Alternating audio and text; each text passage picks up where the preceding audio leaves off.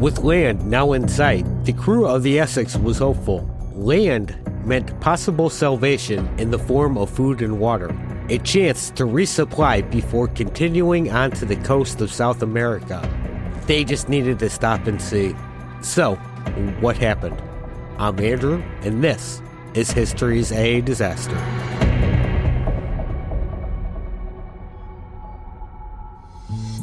Welcome back to the final part of the Essex tragedy. Tonight, we're finally going to finish the story. So, let's get into it. But first, tonight's episode has a special sponsor, the Long Pig Sausage Company. And if you use code It's Not Pork at checkout, you'll get 50% off your first order of New England sausage. And with that, let's get into it. The starved and thirsty crew of Chase's boat stared at the island. Blinded by the blazing sun, they squinted and watched. Some fearful it was just a mirage, but soon realized it was real enough. Being in the lead boat, they were the first to see it. They could tell when the other boats saw it too, as their cheers of joy spread through the air. They were soon within a quarter mile of the island and getting their first clear view of it. At first, it was mostly rocks, with large 30-foot cliffs running along the shore. But as they drew closer, they could see past the rocks to the flat green interior, just lush with vegetation. The hope for plenty of fresh water grew at the sight of all that greenery. After consulting their previous location findings and the Bellyaches navigator, they concluded they were at the Duchy Islands, which meant they had traveled over 1,500 miles and were further from the coast than when they started. In their present condition, they were a bit fearful of running into natives, so they circled the 6-mile-long by 3-mile-wide island, occasionally firing a pistol into the woods to get a response from anyone on the island. They got no response. Still fearing a possible ambush, Chase led an advance party onto the shore of the largest beach on the north end of the island. The others would wait offshore just in case there was trouble. Chase took the musket and 2 men ashore. Their exhaustion made them stop on the beach for a few minutes to catch their breath after having to wade ashore. After a few minutes' rest, they watched birds fly around them, unconcerned by their presence. They had found a food source, but what they desperately needed now was fresh water. They split up and made their way slowly down the beach in different directions.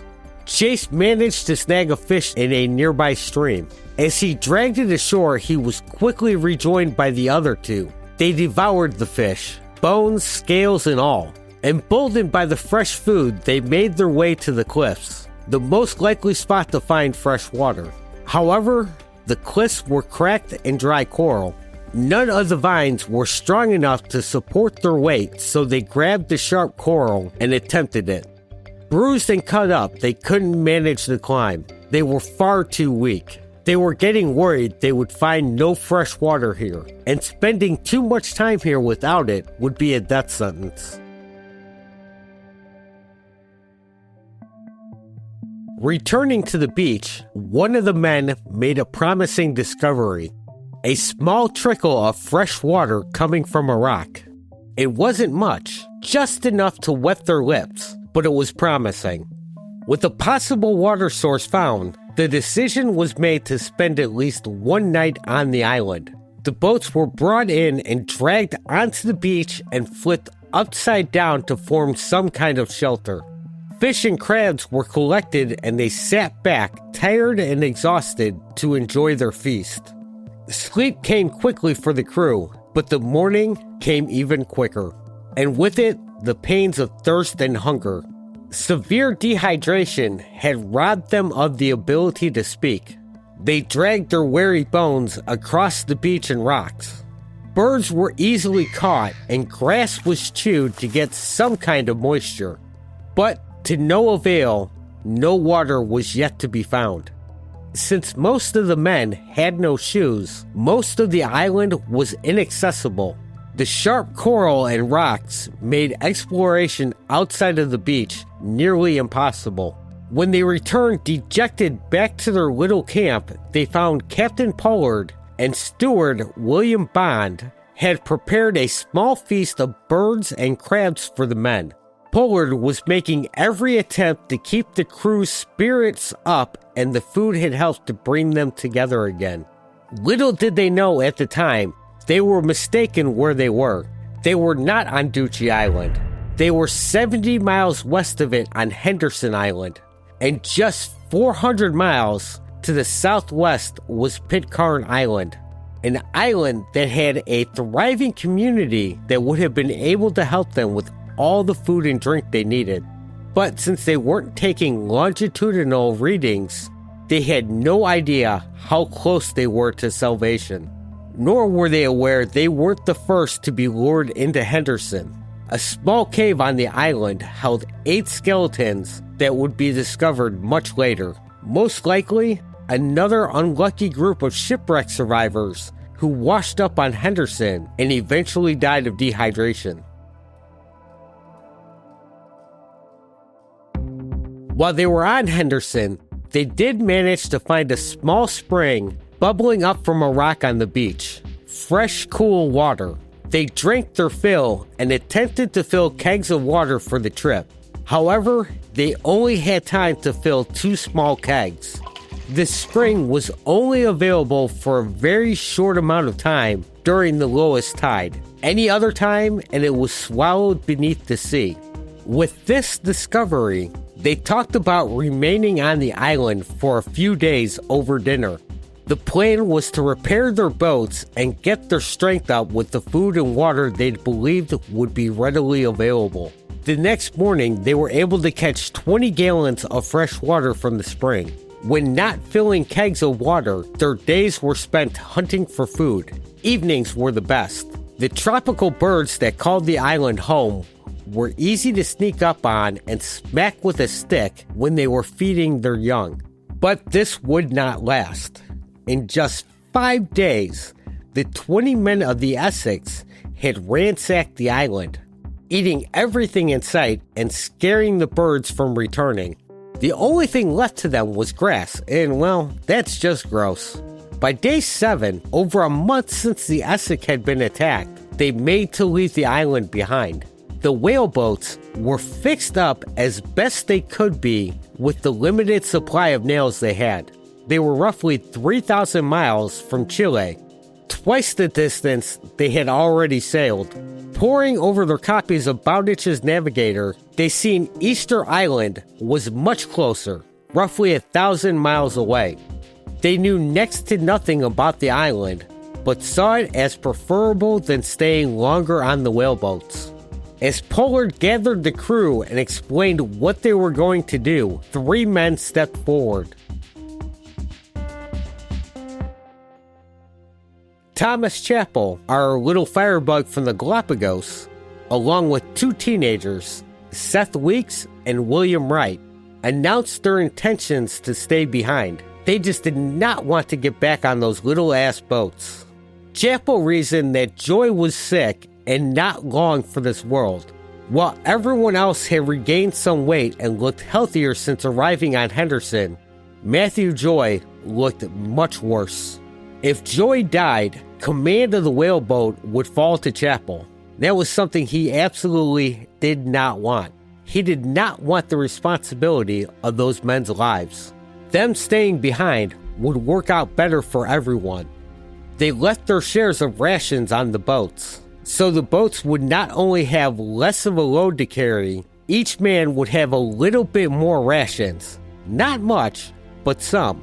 Some of them thought the 3 men left behind would have a better chance at survival than they had of making the mainland. After some reluctant farewells, the 3 turned to work on building a small crude shelter out of tree branches.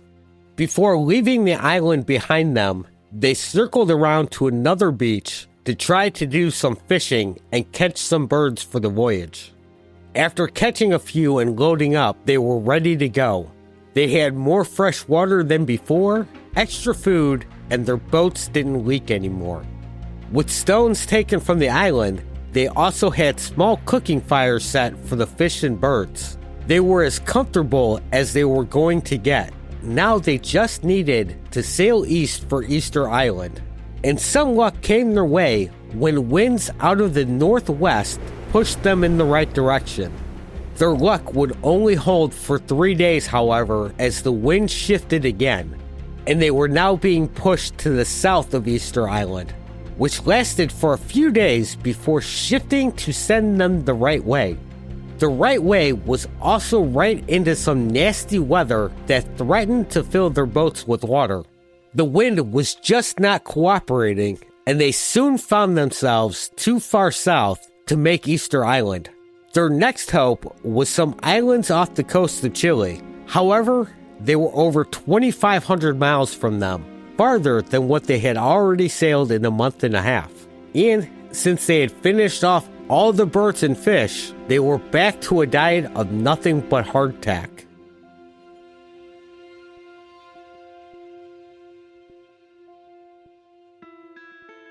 And then the wind died completely. They were trapped helplessly beneath a blazing sun. Matthew Joy was only getting worse, and on January 10th, he died. His body was sewn into his clothes, and a rock was tied to his feet before he was consigned to a watery grave.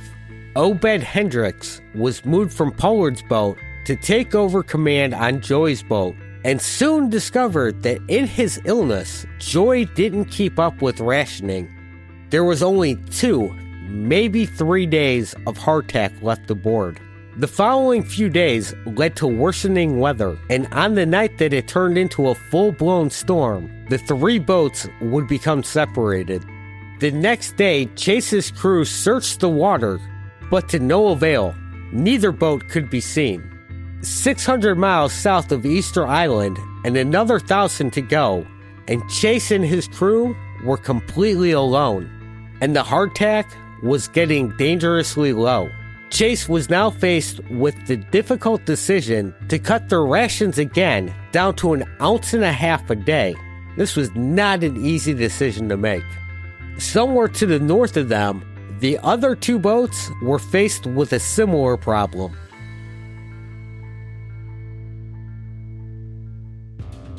Hendrick's boat was completely out of food, and the only question now was whether or not Pollard would share his own rations.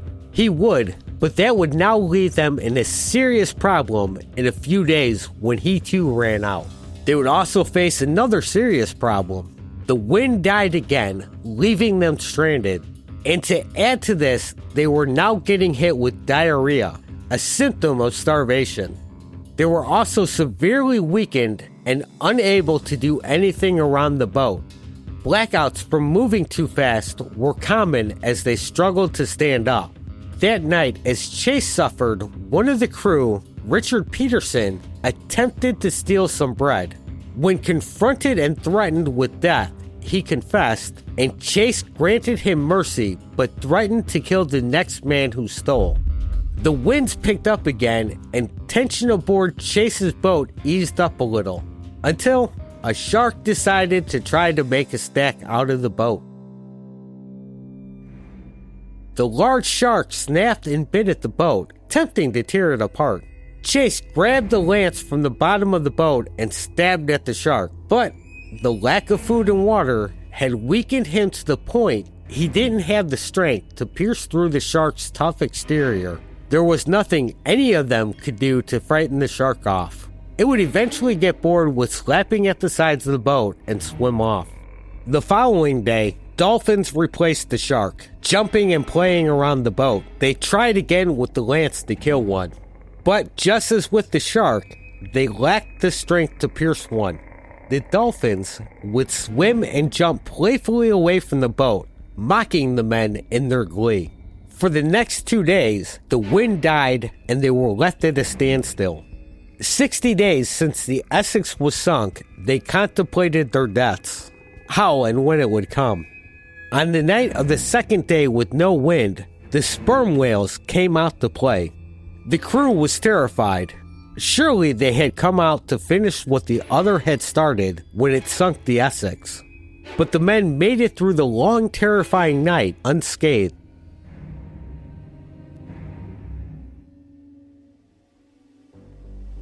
The following morning, the wind finally picked back up. The sea pitched and rolled as lightning flashed across the sky. Rain filled the air, and the boat was tossed about the waves before things finally settled down. After a storm-battered day at sea, the wind calmed the next day. During the handing out of rations, Richard Peterson refused his. He announced it was his time, and the food may do someone else some good. That afternoon, after losing the ability to speak, Peterson slipped away, and his body was consigned to the oceans like Joey's before him. On that same day, on Pollard's and Henderson's boats, their food was almost gone. Less than a pound of hardtack was left to split between 10 men, and when Lawson Thomas, one of the black sailors, passed, they all had the same unspeakable thought. All they had to do was butcher the body. Most likely, the head, hands, feet, and skin would have been removed and dumped in the ocean. As is typical, in most situations of forced cannibalism, the most obvious signs of humanity are removed and disposed of before the body is stripped of meat for food. Afterwards, a fire was lit on the stones, and the organs and meat were roasted before they began to dig into their former crewmate. As they ate, their hunger was not sated. They just got hungrier. The average adult male should provide around 66 pounds of meat. However, after 2 months of being starved and dehydrated, they may have gotten only as much as 30 pounds from his emaciated body. With the hardtack gone, though, anything was better than nothing. The lack of a better diet provided to the black sailors, and having less body fat than their white counterparts, would soon come to haunt the black sailors. 2 days after Thomas's death, Charles Shorter passed away and was quickly butchered and eaten. 100 miles south of them, Chase's crew was trapped on the windless sea. Their scant diet of 1.5 ounces of hardtack had left them with barely the strength to move about. Their skin was breaking out with boils. They were growing despondent and leaning heavily on Chase to lift their spirits. Recognizing their need for hope, Chase was becoming a changed man. No longer acting as a strict disciplinarian, he spoke with his crew more gently, offering hope for salvation when he could. For 3 days, the wind picked up, driving them further and further south.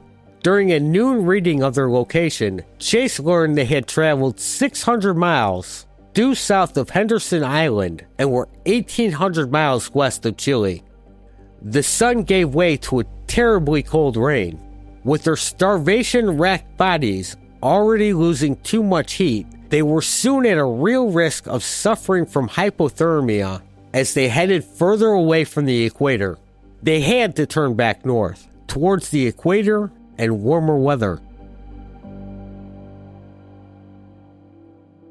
And in their weakened condition, it took them much longer to get the boat turned, but they eventually got there and the boat was heading back straight north, traveling parallel to Chile, so they would get no closer, but at least there was less of a chance of hypothermia.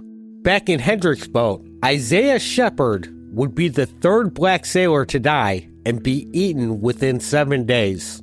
Samuel Reed, in Pollard's boat, would die the next day and be eaten, leaving the steward, William Bond, as the last surviving black sailor. The men in Hendrick's and Pollard's boats were being driven feral by their insatiable hunger and not knowing who would be the next to die. Within feral communities like this, it is common that subgroups can form, and it is worth mentioning that within Nantucketers' already clannish nature, that it is very possible that the black sailors were not fed at all, thus hastening their deaths, if not outright murdered, for food. Since none would survive, there would be no accounts from the black sailors on what happened. The day after Reed's death, the night turned dark and the two boats became separated. Pollard and his men were too weak to make any attempt to find them, so they found themselves completely alone for the first time since the Essex sank. 1,500 miles from shore and with only the half-eaten body of Samuel Reed for food. But still, they were way better off than the men on the now missing boat. Hendricks had no compass nor means of navigating the sea. They were completely lost and would never be heard from again. A week after the separation, and with food now totally gone, the youngest of the 4 remaining crew members spoke the unspeakable. Lots should be drawn to see who would die so the others could live. When Charles Ramsdale first proposed it, Pollard resisted. This was not a decision that could be taken lightly, but he eventually relented to his crew. A scrap of paper was cut up and placed in a hat. Owen Coffin was the unlucky winner of the lottery. Pollard offered to take his young cousin's place, but Coffin was resigned to his fate. Charles Ramsdale drew the next lot that determined who would kill Coffin. He initially refused despite this being his idea, but after a few moments were given, Coffin was executed and butchered. Far to the south, Chase's crew was dealing with cold rain and a light breeze. They had 14 days of hardtack left and too far to go with so little food. The only real hope they had was to be found by a ship. They were weak, barely able to move about the boat. Reduced rations were slowly killing them. Chase made the decision to eat what they could to stave off impending death from starvation and hope that the winds would take them to safety. It didn't help much but to bring back the pangs of hunger. During one long night, Isaac Cole fell into a deep depression. He had given up completely. After being talked out of it by Chase and Nickerson, he was a little better, but by the next day, things got worse. Spasms and twitching rocked Cole's body. He could barely speak. They did what they could for him, but he would not survive the afternoon. They wrestled with what to do with Cole's body throughout the night. No one wanted to say it, but the next day, Chase said what they'd all been thinking. With very little hardtack left and starvation ravaging the crew, they butchered the body, consigning part of it to the sea, and the rest was roasted over a fire or left to dry in the sun. The flesh left out to dry started to turn rancid during the night, so it was cooked and eaten the next day. In Pollard's boat, 5 days after Coffin was executed, Barzilla Ray died, leaving Pollard and Ramsdale the only surviving members of the crew. They were left with Ray's corpse and the bones of Coffin and Reed for food. It would have to be enough to see them through. Chase and his surviving crew, Benjamin Lawrence and Thomas Nickerson, after having eaten the last of coal and increased rations of hardtack, were feeling stronger. They could once again manage to steer the boat despite their severe pains. On top of the boils all over their skin, their arms and legs were swelling from edema, a symptom of dehydration. They were now within 300 miles of Massaflora Island, a mere 5-day sail, but they were down to 3 days worth of hardtack. The fear of dying, so close to rescue, ran through their minds. Chase tried to keep their spirits up. With land soon being spotted, they just had to hold out for 2 more days. They wouldn't need those 2 days. Within a day, a sail was spotted and they made their way to intercept the large ship as it passed by. Eventually, the merchant ship, the Indian, out of London saw them and made towards the lost little whaleboat. When they got alongside them, Chase and his crew were too weak to climb aboard. They were a horrible sight for the sailors aboard the Indian.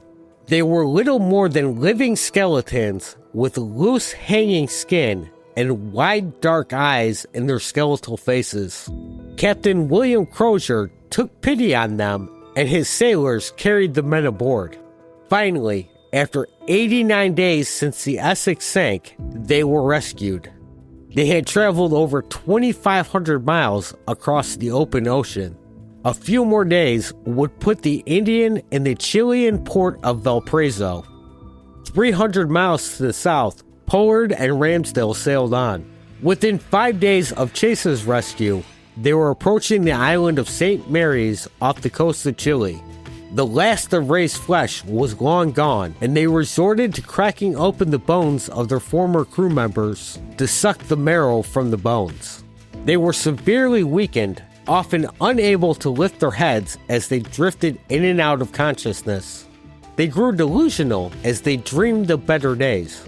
They became obsessed with the bones, seeing them as gifts from their friends. They filled their pockets with finger bones as they sucked the marrow from the ribs as they sailed on. And that was how the crew of the Dolphin found them. 2 skeletons of men, cowering in their boat, sucking on the bones they jealously guarded. They too would have to be carried aboard the ship, too weak to make it on their own. The Dolphin's captain, Zimri Coffin, had dinner with the captain of the Diana, Aaron Paddock, and Pollard, who would compulsively tell his story, sparing no detail of what happened. Captain Paddock, later that night, wrote down the first official account of the wreck. After reaching Valparaiso, Chase and his men would spend the next few months aboard a U.S. Navy ship, the Constellation, recuperating. In March, they would be reunited with Captain Pollard. The 5 survivors of the Essex, after months apart, were finally in the same room together. And while they were being reunited, the captain of the Constellation was making good on a promise made to Chase. They made arrangements for the Surrey to set off for Duchy Island. After finding nothing, they solved the mystery of where the men actually were. They arrived just as Chapel, Weeks, and Wright were sitting down to a dinner of tropic birds. Their time spent on the island had not been easy. Food had started to get scarce, but the water situation was even worse.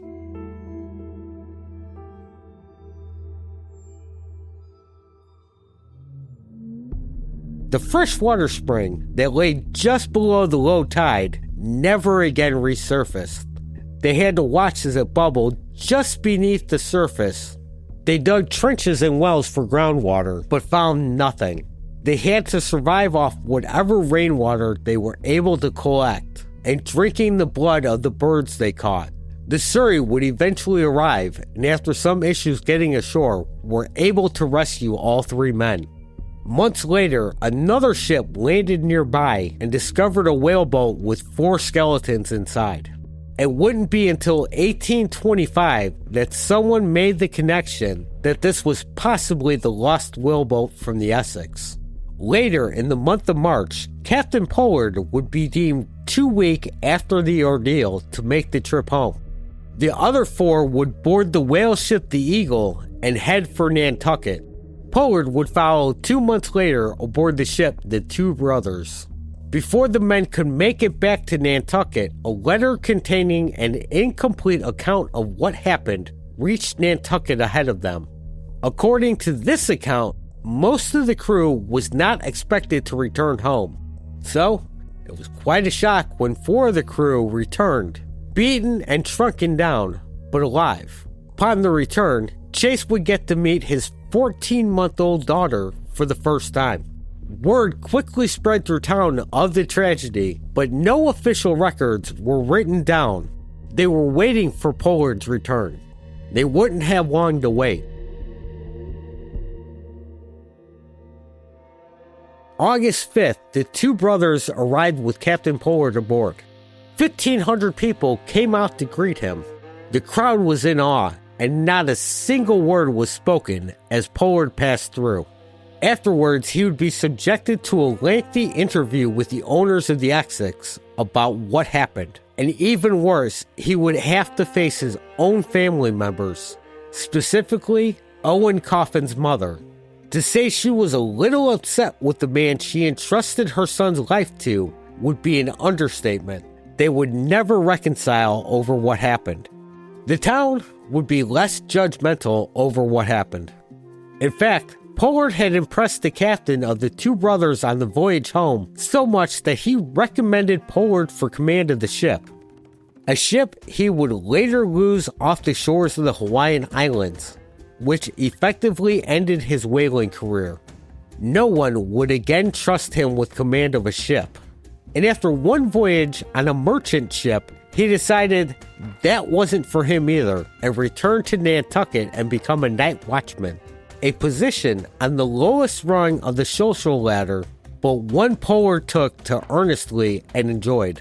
Owen Chase would go on to write a book about the wreck, one that would be the official narrative of the events for many years, based on his own diary entries he kept during the voyage, along with a copy of the account written by Aaron Paddock that told of what happened on the other boats. This book at the time would serve two purposes. One, to help support his family financially, and two, as a sort of a resume for a first mate who desperately needed a new ship.